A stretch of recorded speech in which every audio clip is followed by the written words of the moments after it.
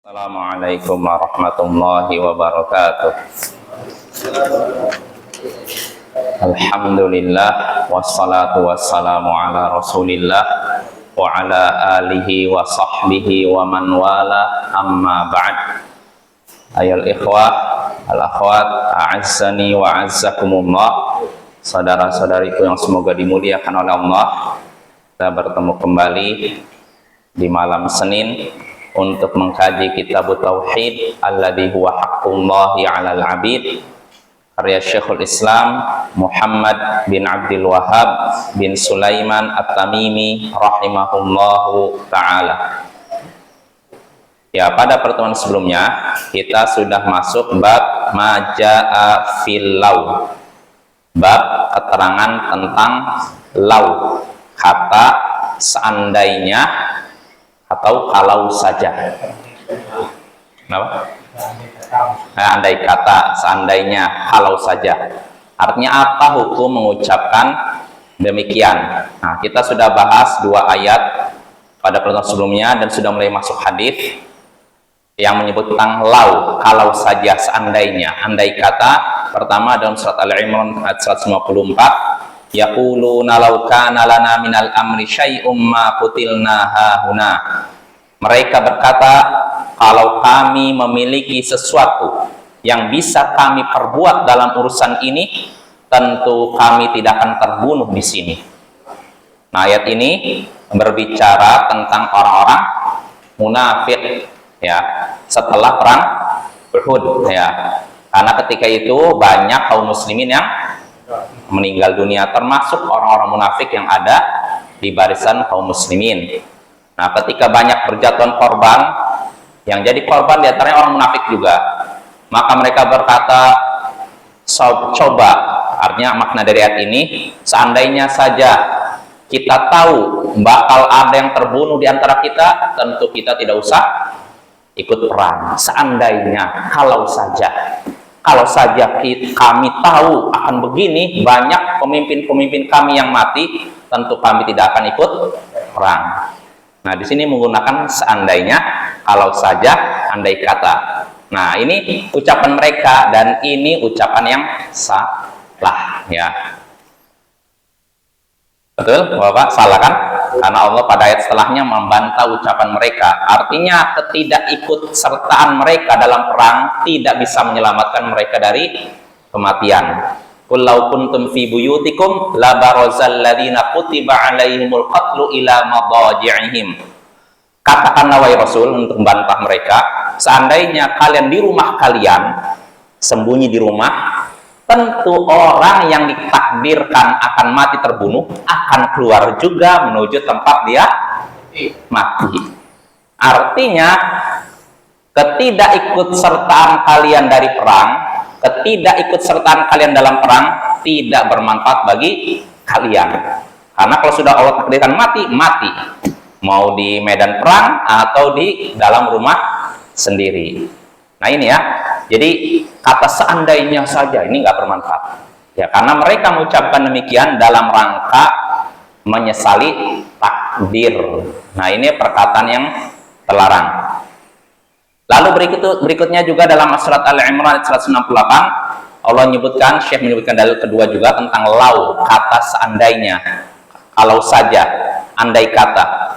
Alladzina qalu li ikhwanihim wa qa'adu law ata'una ma qutilu.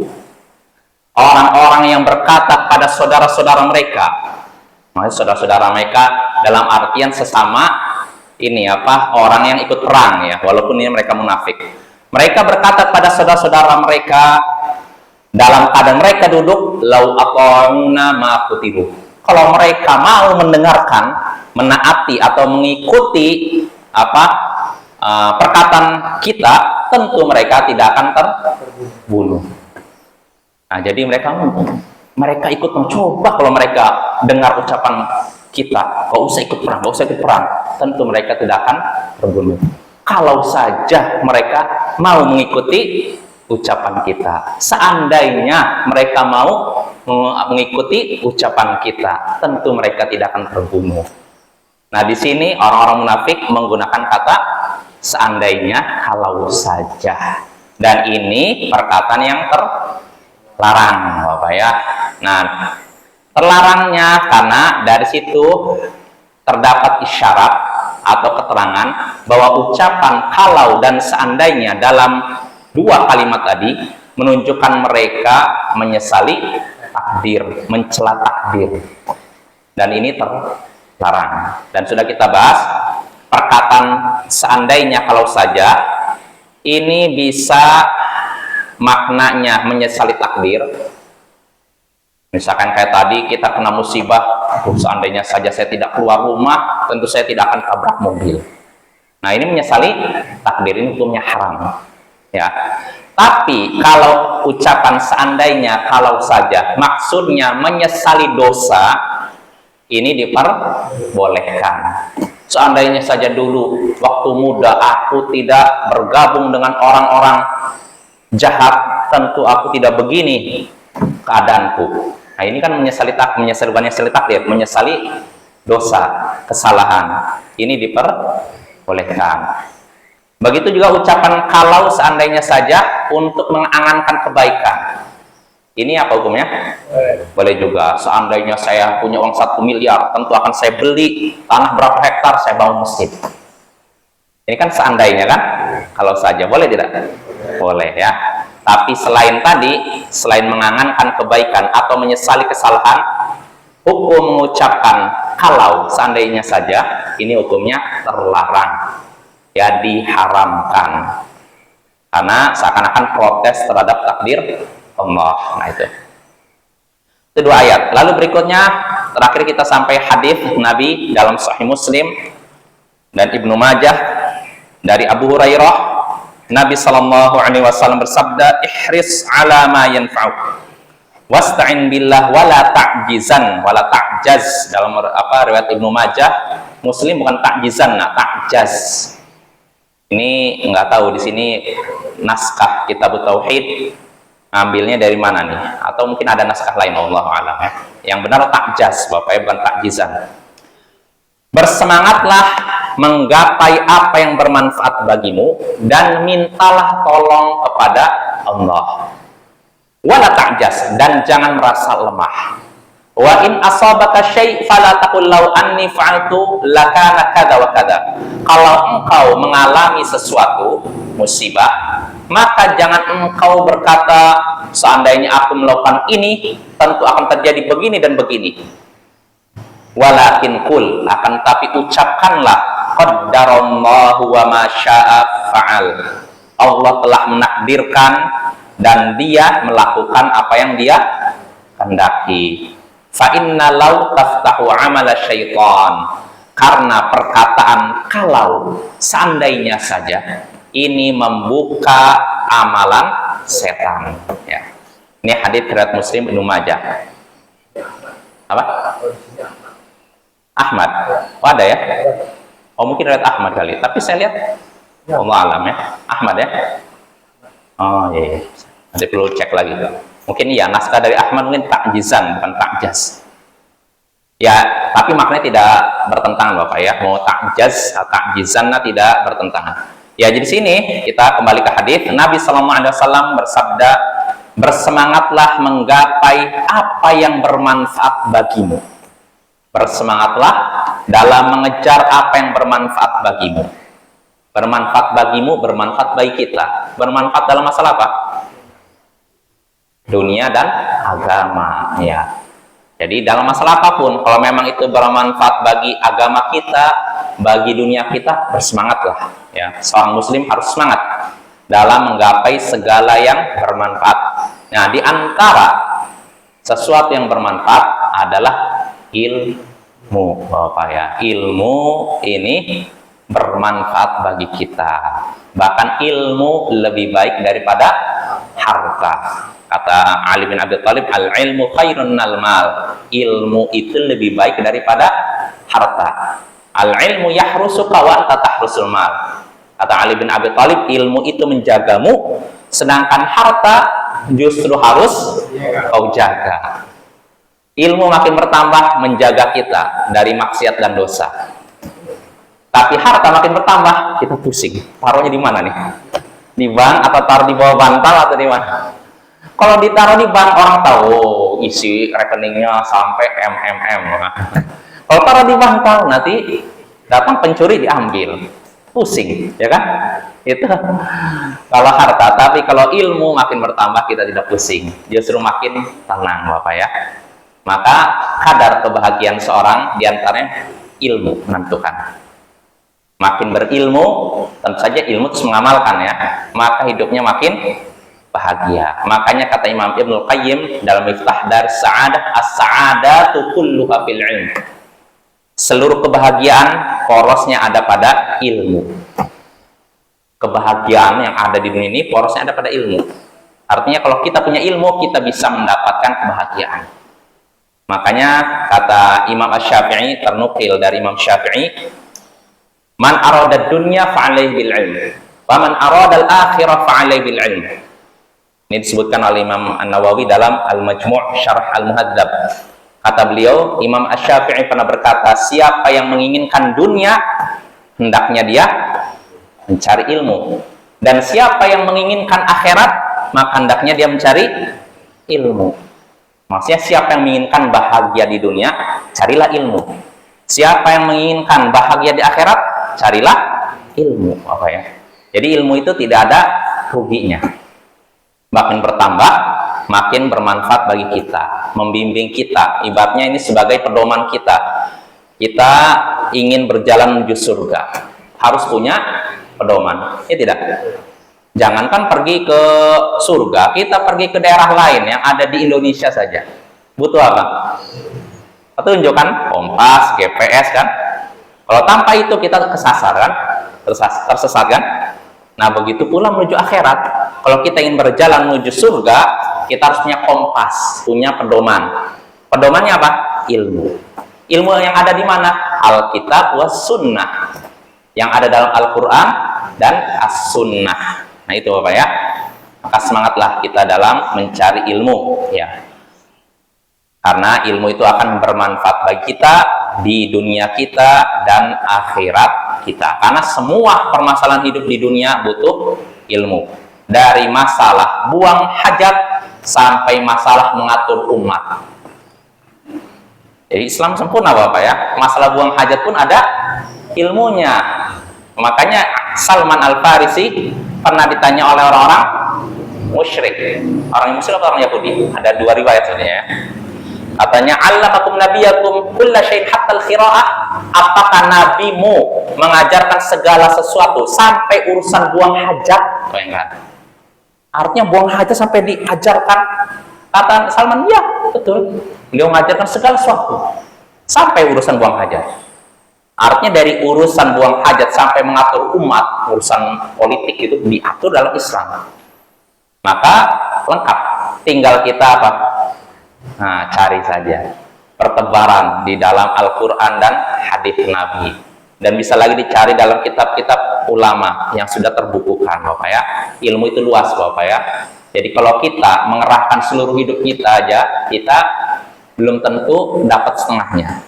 Ini kalau kita mengerahkan seluruh kemampuan kita, waktu kita, belum tentu dapat setengahnya. Apalagi kalau kita mencarinya setengah-setengah. Kalau 100% aja sedikit, belum tentu banyak dapatnya kan. Apalagi kalau kita setengah-setengah, nyari ilmunya nggak sepenuh hati ya, dapatnya pun ya ala kadarnya Bapak ya. Artinya semangat ya, sibukkan dengan ilmu. Dan inilah ciri ahlus sunnah. Ahlus sunnah itu menyibukkan dengan ilmu ya. Tentu saja ilmu yang kita cari untuk diamalkan, bukan cuma ditumpuk di sini Bapak ya. Diamalkan lalu disampaikan. Inilah ahlus sunnah ya. Walaupun ada sebagian orang nyinyir, ini orang-orang ini salafi ini kok cuma sibuk di masjid aja, nggak perhatian dengan umat. Lihatlah Palestina begini, lihatlah Chechnya begini, lihatlah Irak, lihatlah Yaman tuh. Mereka nggak peduli dengan umat, sibuknya di masjid, belajar terus. Kapan prakteknya? Artinya begitu. Jadi maksud prakteknya itu apa? Perang pergi ke sana. Yang jadi masalah, kalau kita mau perang melawan orang kafir, butuh ilmu nggak? Butuh ilmu. Kalau nggak punya ilmu, bagaimana coba? Jihadnya, perangnya bagaimana? Apa mau niru orang ini apa teroris itu? Niru ISIS? Apa mau niru Al-Qaeda? Bom bunuh diri sana sini. Rakyat sipil lagi di masjid dibom jeder. Lagi di pasar jeder. Kan kayak gitu. Apa kita kalau mau jihad seperti itu? Itu jihad yang diridhoi oleh Allah? Enggak ya, enggak seperti itu. Maka jihad perlu ilmu. Enggak cukup modal semangat semata. Harus punya ilmu, Pak ya. Kalau enggak punya ilmu, pasti terjatuh dalam kesalahan demi kesalahan.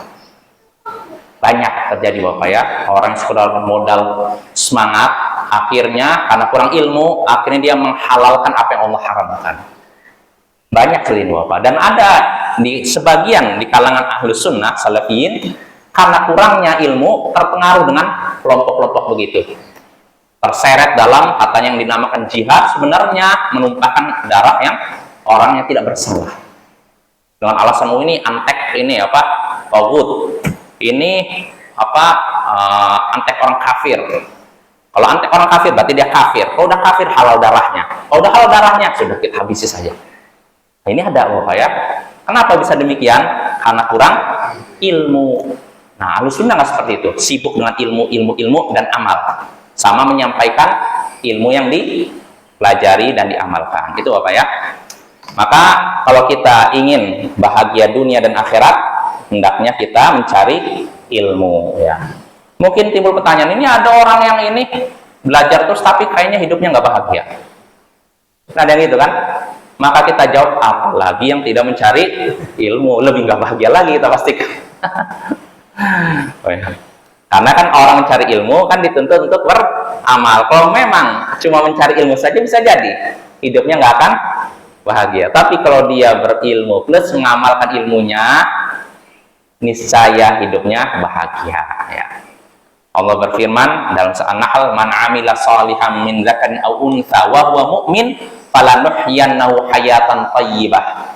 Siapa yang melakukan amal saleh dalam baik laki-laki maupun perempuan.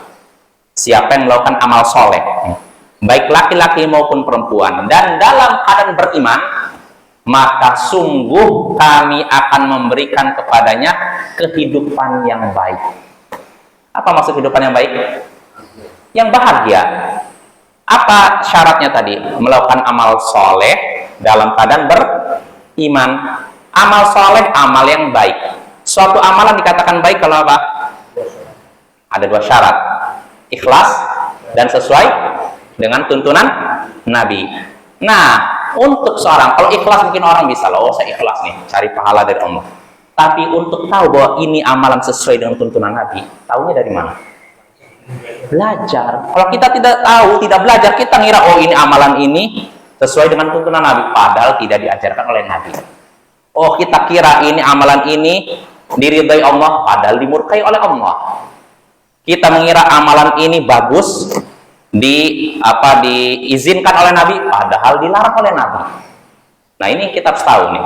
Kalau kita tidak belajar, kita menyangka diri kita mendekatkan diri kepada Allah, padahal kita sudah mengambil posisi jauh dari Allah. Maka Bapak semangat dalam belajar. Sampai kapan?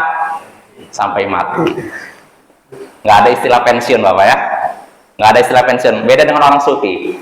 Kalau sampai tingkatan tertentu, udah libur. Libur dari apa? Belajar, libur dari ibadah. Kalau udah sampai tingkatan ma'rifat, katanya udah semua aturan dalam syariat gugur. Nggak perlu sholat, nggak perlu puasa, nggak perlu. Udah sampai tingkatan ma'rifat, udah mengenal Allah, bersatu dengan Allah. Jadi nggak perlu lagi sholat, zakat, haji, puasa dan semacamnya.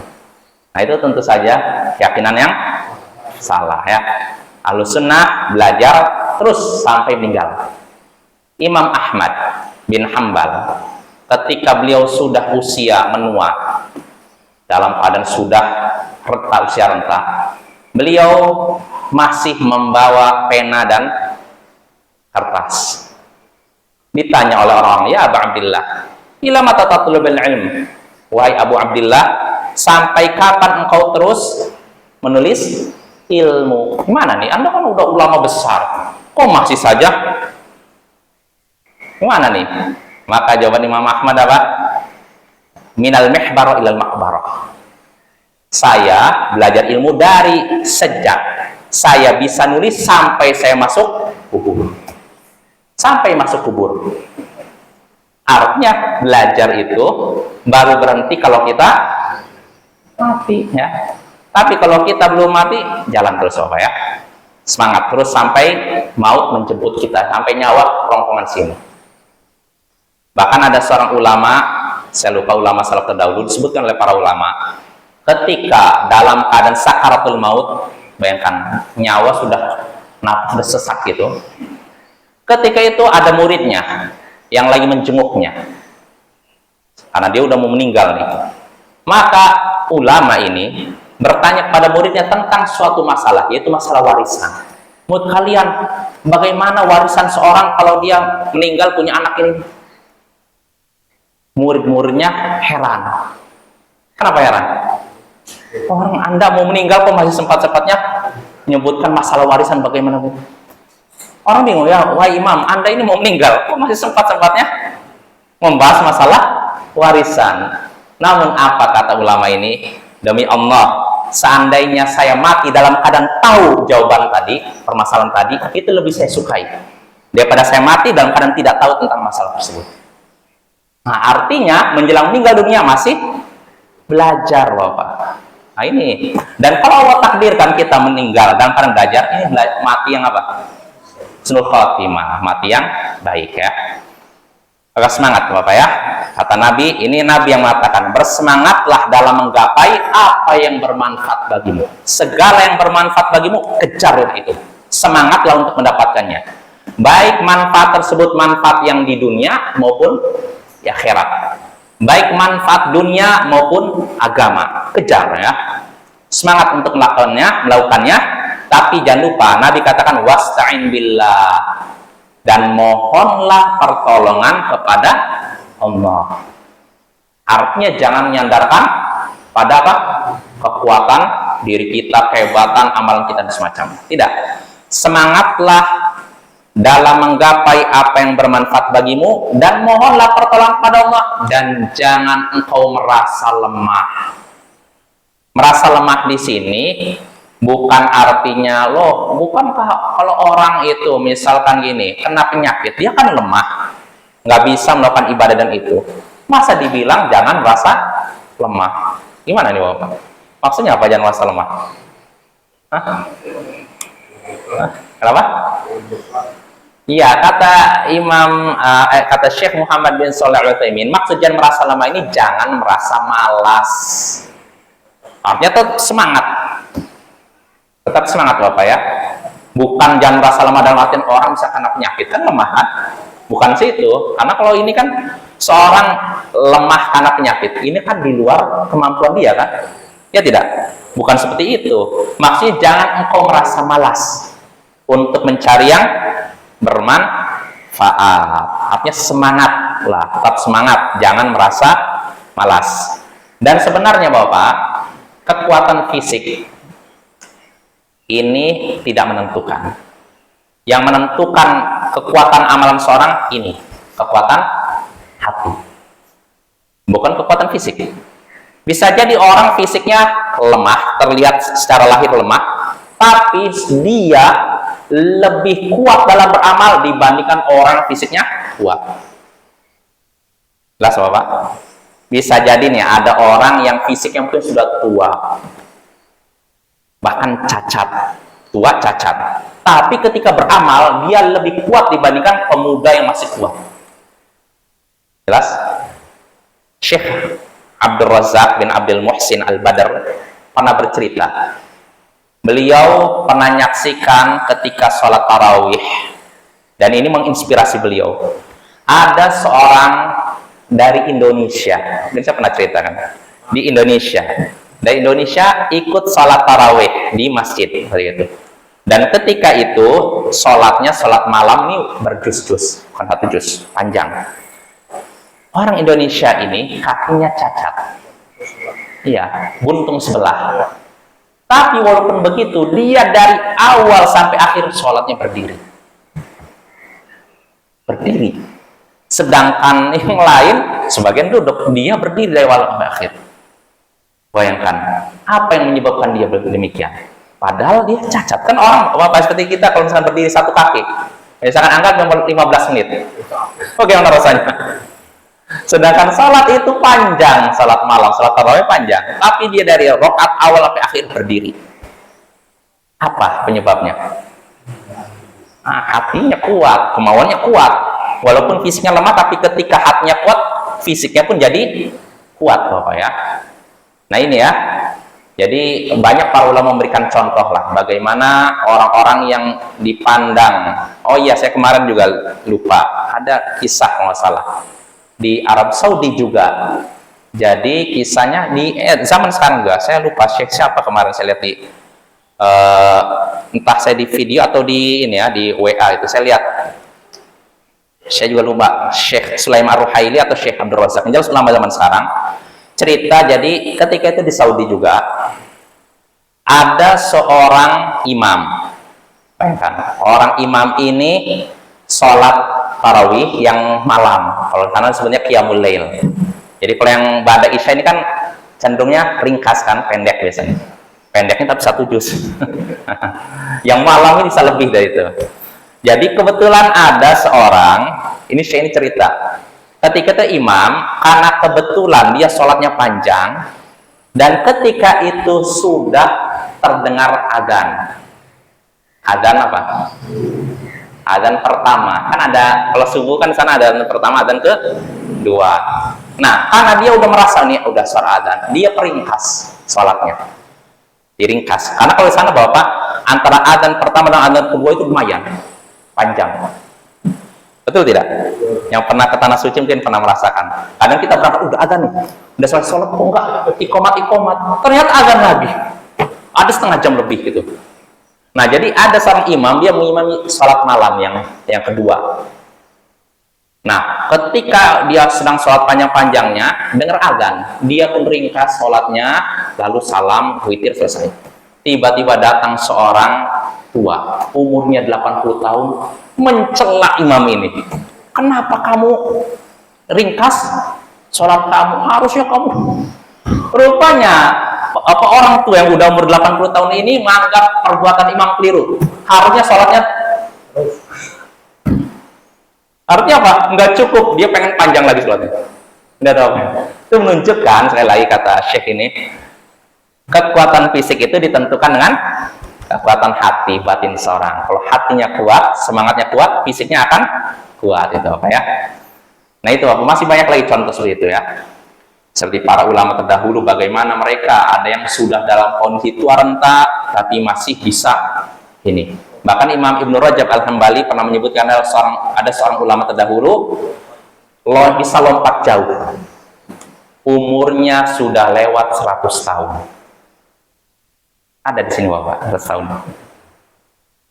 Sampai orang-orang bingung, kok bisa Anda kayak gitu? Kok Anda dalam keadaan tua renta masih bisa begitu? Maka jawaban orang tua ini apa? Hadhihi jawarih hafidnaha 'anil ma'asi fis sighar fahafidhaha fil kibar. Anggota tubuhku ini kujaga agar tidak bermaksiat di usia muda, maka Allah pun menjaganya di usia tua.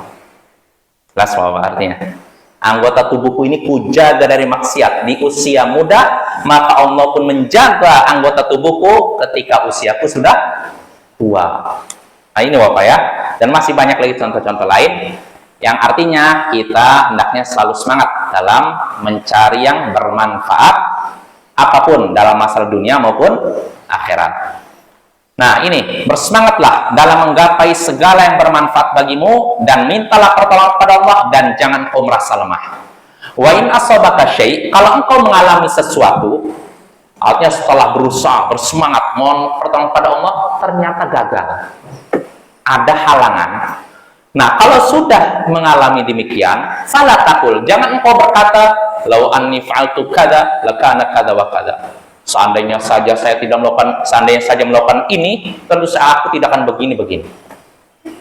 Seandainya saja aku melakukan ini, tentu yang terjadi begini-begini. Artinya menyesali apa?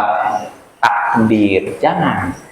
Kalau memang kita udah bertekad melakukan segala yang bermanfaat, kita udah minta pertolongan pada Allah, semangat, lalu gagal karena ada halangan, jangan kita menyesali takdir. Jangan mengucapkan seandainya saja saya nggak begini, tentu tidak akan begitu. Jangan mengucapkan seandainya, jangan mengucapkan kalau atau andai kata, jangan. Terus apa yang harus dilakukan?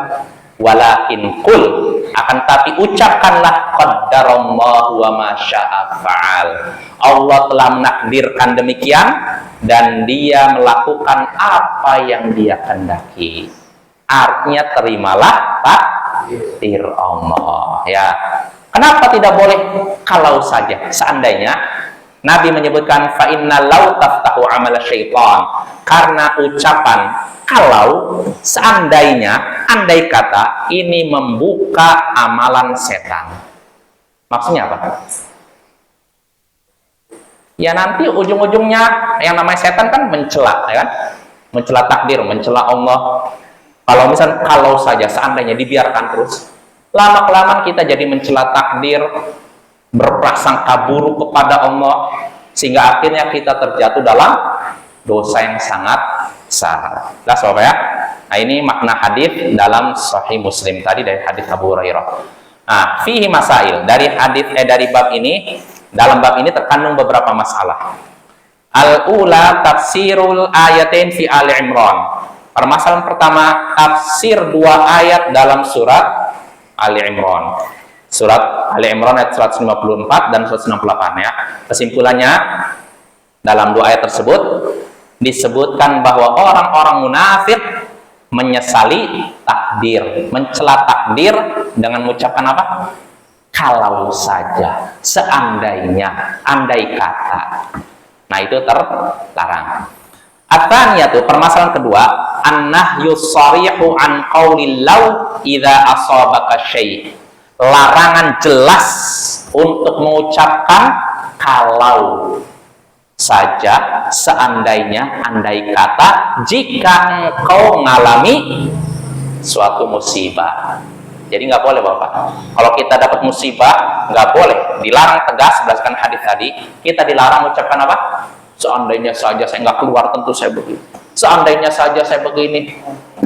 Nah, ini namanya menyesali takdir. Nggak boleh ya. Haram hukumnya. Kalau tujuannya apa? Menyesali takdir. Tapi kalau tujuannya mengangankan kebaikan, hukumnya apa? Boleh ya. Itu yang kedua. Ats-tsalitsatu ta'lilul mas'alati bi anna dzalika yaftahu 'amal syaitan. Disebutkannya alasan larangan tadi karena yang demikian akan membuka amalan setan. Setan akan memberikan was-was. Udah kamu tuh kalau mengucapkan kalau nanti iya coba kalau kamu nggak keluar tentu kamu tidak tertabrak, ini takdir ini tidak adil, kamu akhirnya mencela takdir, mencela Allah, maka nggak boleh ya. Ar-rabi'atu, permasalahan keempat, al-irsyadu ilal kalamil hasan, bimbingan, arahan untuk mengucapkan perkataan yang baik. Artinya kalau kita kena musibah, Bapak kita sudah semangat menjalankan, saya mau melakukan amalan yang baik nih. Saya mau kerja dapat ini, misalkan aset begini-gini, gagal. Jangan salahkan takdir, jangan salah takdir, tapi ucapkan perkataan yang baik. Contohnya apa dalam hadis tadi? Ucapan apa? Qaddarallahu wa ma syaa fa'al. Allah sudah menakdirkan demikian dan dia melakukan apa yang dia kehendaki. Lalu al-khamisatu, permasalahan kelima, al-amru bil hirsi ala ma yanfa'u ma'al isti'anati billah. Perintah untuk bersemangat menggapai apa yang bermanfaat sambil minta pertolongan kepada Allah. Perintah untuk bersemangat. Artinya bahwa Pak, kita harus bersemangat dalam melakukan yang bermanfaat, baik dunia maupun akhirat, sambil minta tolong pada Allah. Lalu yang terakhir, as-sadisatu an-nahyu an diddi dzalik wa huwal ajz. Yang keenam, larangan dari lawannya. Lawan apa? Semangat. Apa lawannya semangat? Wa huwal ajz, yaitu merasa lemah. Merasa lemah ini artinya apa tadi?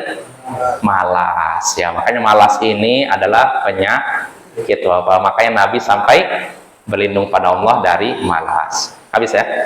Ya, dengan ini kita selesai. Berarti pada pertemuan berikutnya kita masuk bab baru, babun nahyi an sabbir rih, bab larangan mencela angin. Oh, anginnya ini udah merusak, angin ini bikin onar angin. Nah, itu apa hukumnya? Ini akan kita bahas pada pertemuan berikutnya. Subhanakallahumma bihamdik asyhadu an la ilaha illa anta astaghfiruka wa atubu ilaik. Assalamualaikum warahmatullahi wabarakatuh.